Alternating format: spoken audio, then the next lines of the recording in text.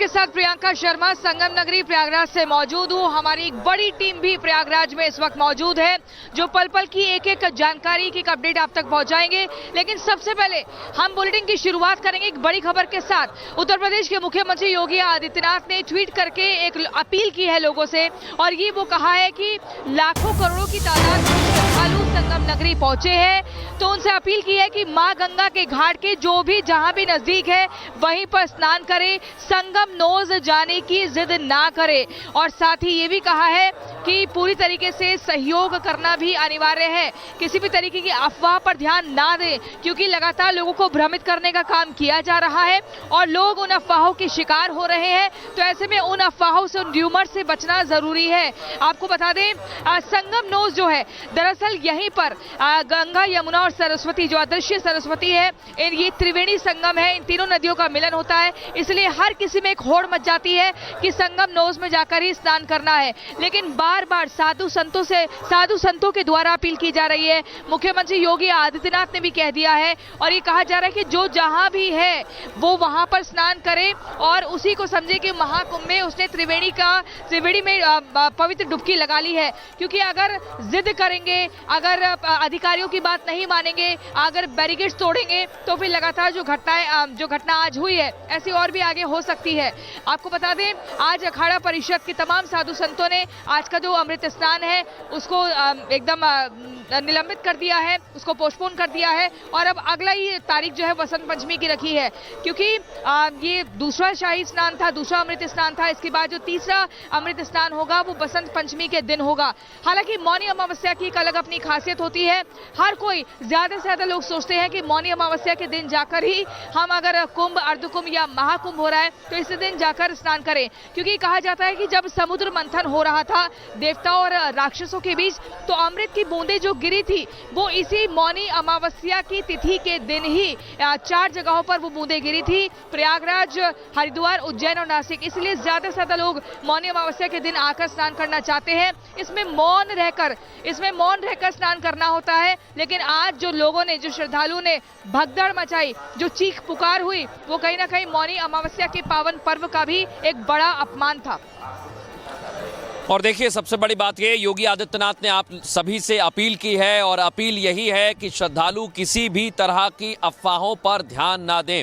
इस बीच हमें लगातार अपडेट मिल रहे हैं, एक एक करके जो अखाड़े हैं वो भी अब फैसले लेने वाले हैं। आपको बता दें कि अभी इस समय जो जानकारी मिल रही है, सबसे बड़ी और अहम जानकारी हम आप तक पहुंचा रहे हैं। अभी तक जो सबसे बड़ा आंकड़ा है, जूना अखाड़े के पीठाधीश्वर ने संगम में स्नान किया है।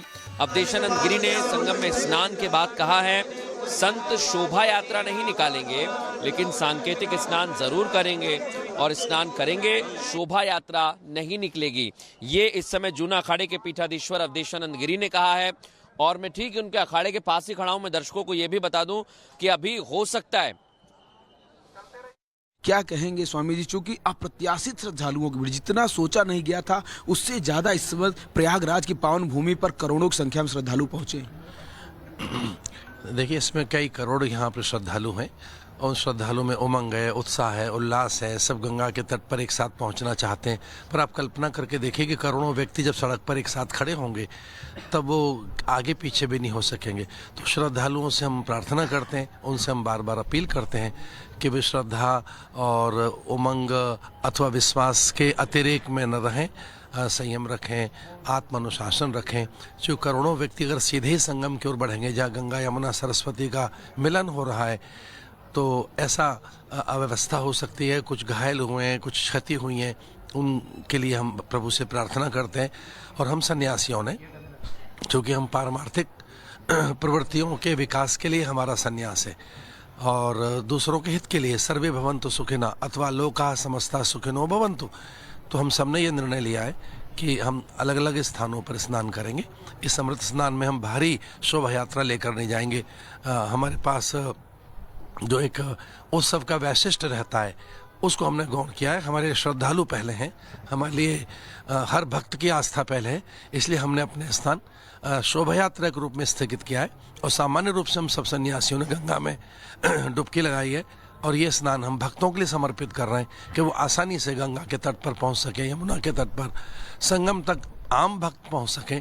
इसलिए हम लोगों ने इसको त्यागा है स्नान को। महाराज जी, चूंकि करोड़ों की संख्या में श्रद्धालु अब भी लगातार प्रयाग चले आ रहे हैं, ऐसे श्रद्धालुओं के लिए कुछ आप अपील करना चाहते हैं कि किस तरह से वो धैर्य बनाएं, संयम बनाएं, पुण्य की डुबकी लगाएं? जरूर ये अद्भुत संयोग में मौनी अमावस्या हो रहा है, 144 वर्षों का संयोग है, लेकिन संयम बना करके किसी भी गंगा घाट पर स्नान करके वो लाभ ले सकते हैं। कहीं भी जहाँ स्थान मिले वहाँ पे स्नान कर लें। इस समय 10-15 करोड़ लोग यहाँ हैं और इतने लोगों का एक साथ रहना एक नगर में व्यवस्था के लिए बड़ी चुनौती है। तो कहीं भी गंगा का ध्यान करके तब दर्शनार्थ मुक्ति, उनके तो स्मरण से मुक्ति की बात हम कहते रहे हैं। तो मैं करोड़ों भक्तों से और पूरे भारत के आस्तिक जनों से प्रार्थना करता हूँ कि वो जहाँ स्थान मिले वहाँ स्नान कर लें। और अभी तो ये शिवरात्रि तक रहेगा, यहाँ और काशी में कहीं भी स्नान कर सकते हैं। क्या कहेंगे स्वामी जी, चूंकि अप्रत्याशित श्रद्धालुओं की भीड़, जितना सोचा नहीं गया था उससे ज्यादा इस वक्त प्रयागराज की पावन भूमि पर करोड़ों की संख्या में श्रद्धालु पहुंचे।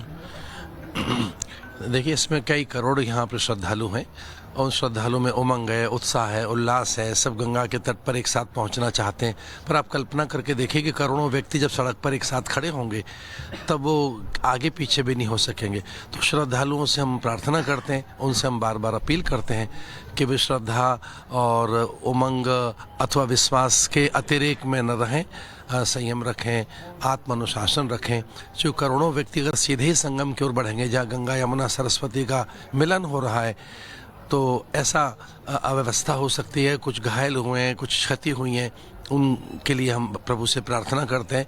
और हम सन्यासियों ने, चूँकि हम पारमार्थिक प्रवृत्तियों के विकास के लिए हमारा सन्यास है और दूसरों के हित के लिए, सर्वे भवन्तु सुखिनः अथवा लोकाः समस्ताः सुखिनो भवन्तु, तो हम सबने ये निर्णय लिया है कि हम अलग अलग स्थानों पर स्नान करेंगे।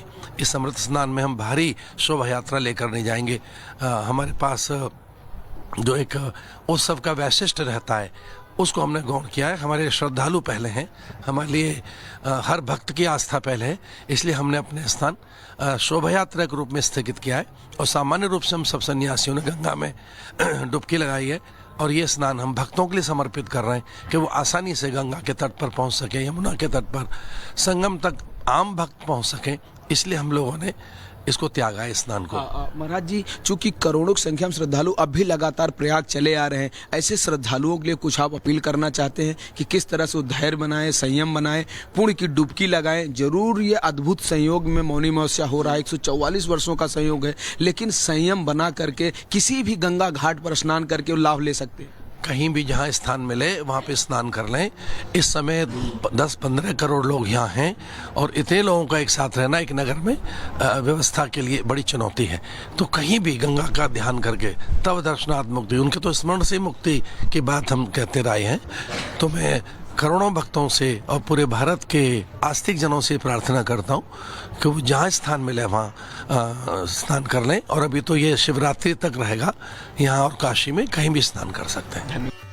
और इसी बीच एक और बड़ी जानकारी अपने दर्शकों को दे दें। केंद्रीय मंत्री जेपी नड्डा ने भी उत्तर प्रदेश के मुख्यमंत्री योगी आदित्यनाथ से फोन पर बातचीत की है और हर संभव मदद का भरोसा दिया है। साथ ही बीजेपी के जितने भी कार्यकर्ता हैं उनसे भी